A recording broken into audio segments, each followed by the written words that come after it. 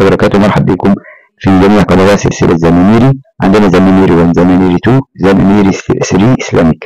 الفيديو بتاع أنشطة حل التدويري وضعناه في أول قناة لينا اللي هي زماميري 1. حاجات الأرباح اللي احنا هنحكي عنها في الحلقة بتاع النهارده. بسم الله الرحمن الرحيم، والصلاه والسلام على اشرف المرسلين سيدنا محمد صلى الله عليه وسلم النبي الامي يعني اما بعد. انا ولله الحمد والمنه عملت فيديو اسمه انشوره حل التدويري.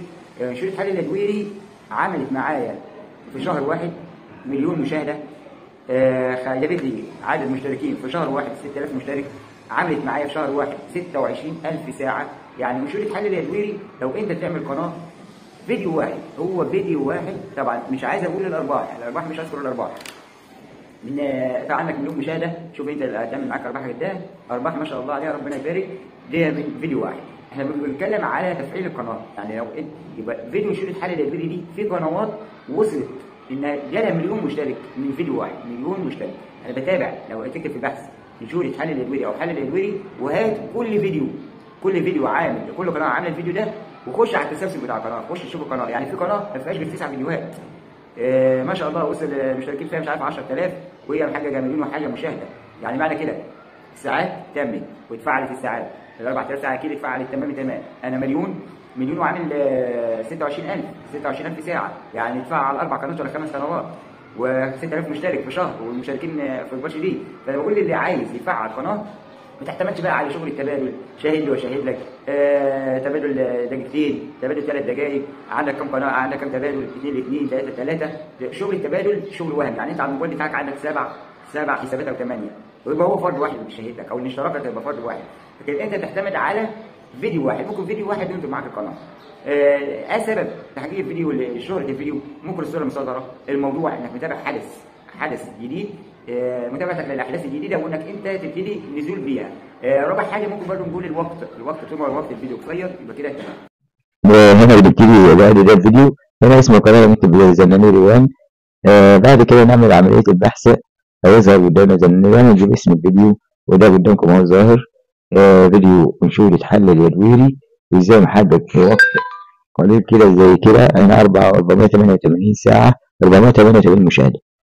ده في أول ساعات وفي بداية القناة. وده 18000 ساعة و413، ده في خلال يومين مع متابعة المشاهدين لفيديوهات أخرى.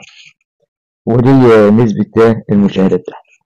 الذي هنا بيحقق بالساعات عامل معانا البداية قلنا 904,000. احنا هنا داخل على مليون مشاهد. وعندك هنا الساعات 24,000 ساعة و3، ده في خلال قرب الشهر. وعندك الساعات 5200 ساعة، يعني 5200 ساعة تفعل 5 قنوات. وقلنا 26,000 ساعة. نسبة الظهور هنا ظهر 7,000,000 و3. نسبة النقد ظهور 10.9. نيجي لمصادر البحث أو الفيديوهات المقترحة اللي بتشاهد اللي أدت إلى ظهور الفيديو. نشوف مثلا كلمات أو الأغاني عن انشورة حل التدويري. نسبة المشاهدة كلمة حل التدويري، انشورة حل التدويري، دحيحة حل التدويري. أي كلمة عن دويري هتبقى محققة نسبة مشاهدات عالية، اللي هي كلمات البحث أو عبارات البحث اللي أدت إلى ظهور الفيديو.